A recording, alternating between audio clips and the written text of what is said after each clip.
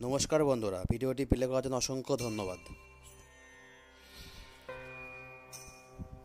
কথিত আছে হিন্দুদের 12 মাসে 13 পার্বণ, সেই রকমই চৈত মাস মানেই গাজন পূজা।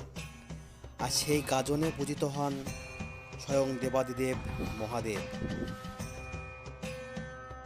আজ এক চাক্ষুষ্মণিত জাগ্রত শিব কাহিনী তুলে ধরব, যাকে সবাই পাগলা শিব বলে থাকেন। মাঝদিয়ার টুঙ্গি গ্রামের গাজনের এক পাগলা শিবের পূজা করা হয়। নীল পূজার আগের দিন টুঙ্গি গ্রামের মৌলিক বাড়িতে, যেখানে সারা বছর পূজিত হন মহাদেব, সেই বাড়ি থেকে অসংখ্য ভক্তের সাথে গাজনের সন্ন্যাসীরা শিব নিতে আসেন। যথারীতি পুরোহিত মশাই দেখতে পাচ্ছেন পূজা সেরে একটা পাত্রে করে শিব মূর্তিটাকে নিয়ে সন্ন্যাসীদের বুকের ওপর দিয়ে হেঁটে মূল সন্ন্যাসীর হাতে তুলে দিচ্ছেন।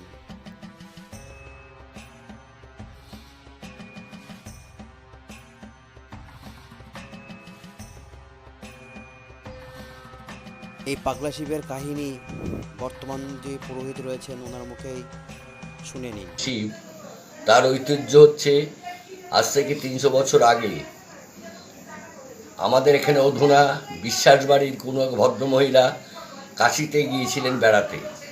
সেখানে গঙ্গায় স্নান করতে গিয়ে এই শিবলিঙ্গটি তিনি পান।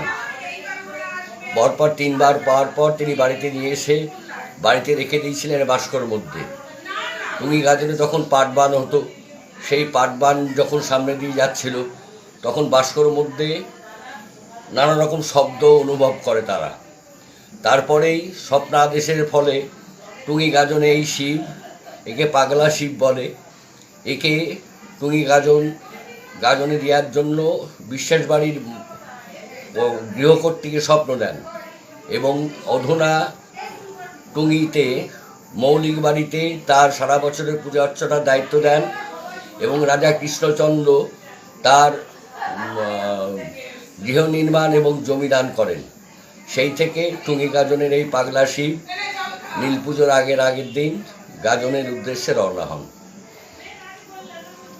লক্ষ্য করুন, ওই সন্ন্যাসীর মাথায় শিব মূর্তিকে যখনই দেওয়া হচ্ছে, ভোলেনাথ এমনভাবে নৃত্য করছে, সন্ন্যাসীকে লক্ষ্য করলে বুঝতে পারবেন যখন শিবটি পড়ে যাচ্ছে উনি থেমে যাচ্ছেন। কত সুন্দর একটি অলৌকিক ঘটনা, এতটাই জাগ্রত তিনি। এভাবে নৃত্য করতে করতে তিনি গাজনের উদ্দেশ্যে রওনা দিচ্ছেন। ভিডিওটি কেমন লাগলো অবশ্যই কমেন্ট বক্সে জানাবেন এবং এইসব ধরনের ভিডিও দেখার জন্য লাইক ও সাবস্ক্রাইব করে চ্যানেলটি পাশে থাকুন। পুজোর আগের দিন অবশ্যই আসবেন মাঝদিয়ার টুঙ্গি গ্রামে এবং নিজের চোখেই এই ঘটনা আপনারা নিজে দেখতে পারবেন। ধন্যবাদ।